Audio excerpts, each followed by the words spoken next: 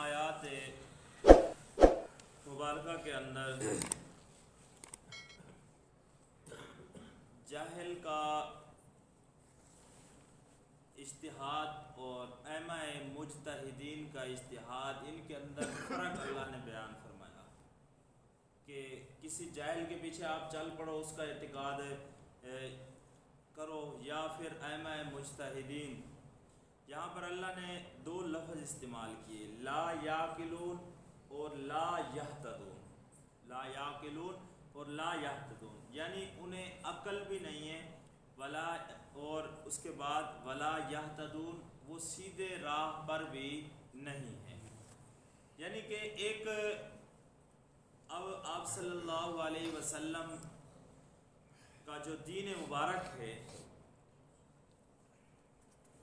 اس دین مبارک کے آنے کے بعد، کیونکہ اب انبیاء نے تو آنا نہیں، قیامت کی صبح تک یہ ذمہ واری کن پر ہے؟ اس امت محمدیہ صلی اللہ علیہ وسلم، اس امت پر ہے۔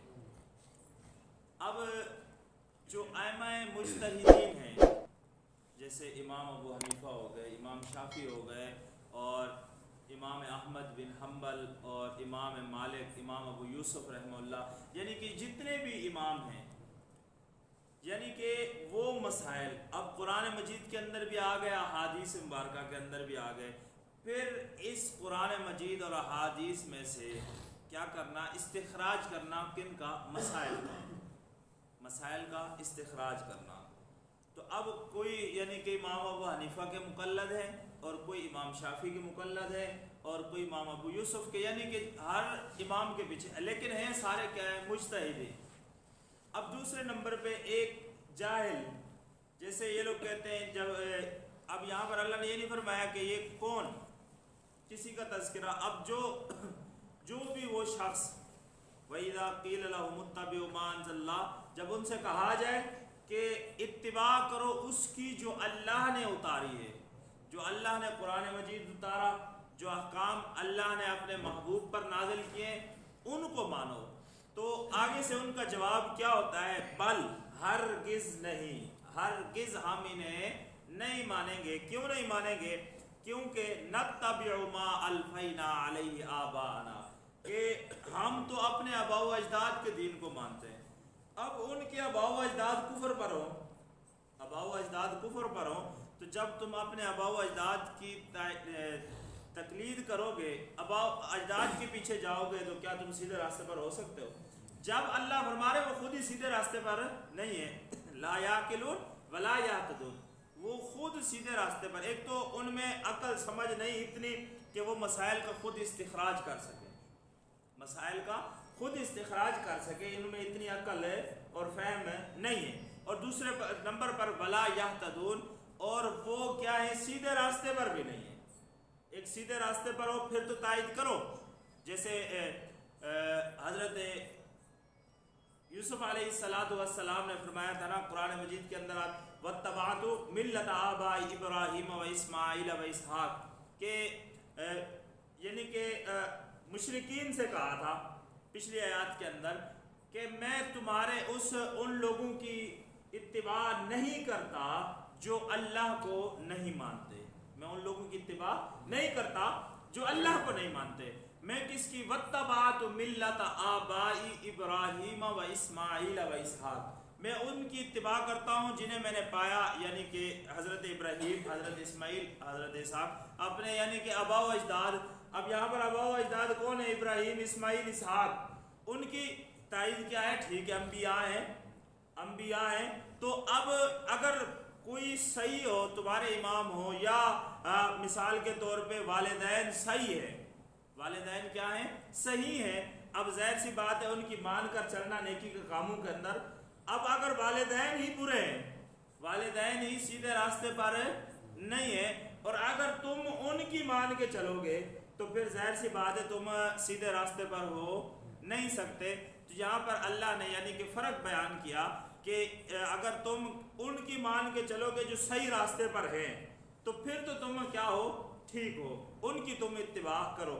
اگر تم اتباع کرو ان کی، لا یعقلون ولا یہتدون، کہ جن کے اندر نہ عقل ہے اور نہ ہی وہ سیدھے راستے پر ہے، نہ وہ ہدایت یافتہ ہیں، تو تمہیں اس سے کوئی فائدہ ہونے والا نہیں ہے۔ وہ تو خود تو گناہ کے اندر اور خود یعنی کہ آخرت کے عذاب کے اندر گئے ساتھ تم اگر ان کے پیچھے لگو گے تو تم بھی انہی پر جاؤ گے۔ جیسے یہودی بھی کہتے تھے، مشرکین بھی کہتے تھے کہ ہم کیا ہیں، اپنے آبا و اجداد کے دین پر ہے۔ کیا ہمارے آبا و اجداد کیا تھے؟ غلط تھے۔ تو ظاہر سی بات ہے تمہارے آبا و اجداد غلط تھے جو اللہ پاک تمہیں آگاہ فرما رہے ہیں۔ اگر صحیح ہوتے تو پھر اللہ پاک تمہیں کیوں فرماتے؟ غلط تھے، اس وجہ سے اللہ پاک تمہیں فرما رہے ہیں کہ تمہارے آبا و اجداد کیا تھے؟ سیدھے راستے پر نہ تھے، اس لیے تم سیدھے راستے پر آ جاؤ گے تو بچ جاؤ گے۔ تو یہاں پھر اللہ نے ایک مثال دی ان کافروں کی، وَمَثَلُ الَّذِينَ كَفَرُوا كَمَثَلِ الَّذِي يَنْعِقُ بِمَا لَا يَسْمَعُ، کہ مثال کے طور پہ اللہ نے فرمایا کافروں کی مثال ایسے ایک شخص ہو اور ایسی چیز کو پکار رہا ہو جو نہ سنتی ہو، جو سننے والی نہ ہو۔ مثال کے طور پہ میں کسی جنگل کے اندر کھڑا ہوں اور میں پہاڑ کو چیخ چیخ کر پکارتا رہوں، کیا پہاڑ مجھے جواب دے گا؟ کسی درخت کو چیخ چیخ کر پکارتا رہوں، مجھے جواب دے گا؟ الا دعاء و نداء، بس وہ چیخنا اور پکارنا ہے جو میں کر رہا ہوں، باقی مجھے کوئی فائدہ حاصل ہونے والا نہیں ہے۔ جب وہ خود ہی سننے والا نہیں ہے تو اللہ نے ان کی مثال ایسے ہی دی ہے۔ ان کی مثال سم بکم عمی، اللہ نے فرمایا یہ بہرے ہیں، گونگے ہیں، اندھے ہیں۔ اب جو بہرا ہوگا وہ سن نہیں سکتا، اور جو گونگا ہوگا وہ بول نہیں سکتا، اور جو اندھا ہوگا وہ دیکھ نہیں سکتا۔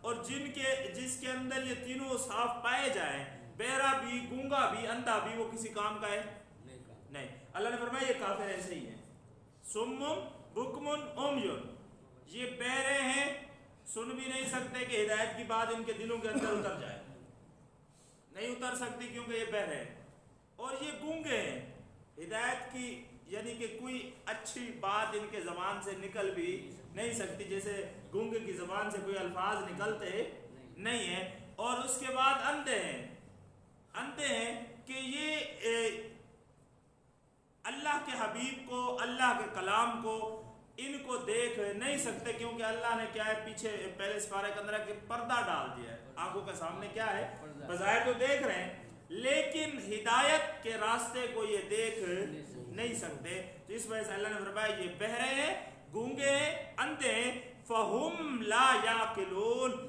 بس یہ عقل نہیں رکھتے، سمجھنے والے نہیں ہیں۔ یعنی کہ آپ جتنا بھی ان کے سامنے باتیں کرتے رہو، جتنا انہیں بتاتے رہو، یہ کچھ سمجھنے والے نہیں ہیں۔ جیسے کہ بھینس کے سامنے بین بجانے والی جو مثال مشہور ہے، بھینس کے سامنے بیج بجانے والی بات ہے، تو ان کے سامنے بھی ایسے ہے کہ جتنی بھی ہدایت کی باتیں کی جائے، کیونکہ جو یہ بہرے ہو چکے ہیں، گونگے ہو چکے ہیں، اندھے ہو چکے ہیں، بات ان کے دلوں پر پہنچنے والی نہیں ہے، اور جب بات ان کے دلوں پر نہیں پہنچے گی تو یہ کچھ سمجھیں گے نہیں۔ اس وجہ سے اللہ نے فرمایا فَهُمْ لَا يَعْقِلُونَ، یہ عقل نہیں رکھتے، یہ سمجھتے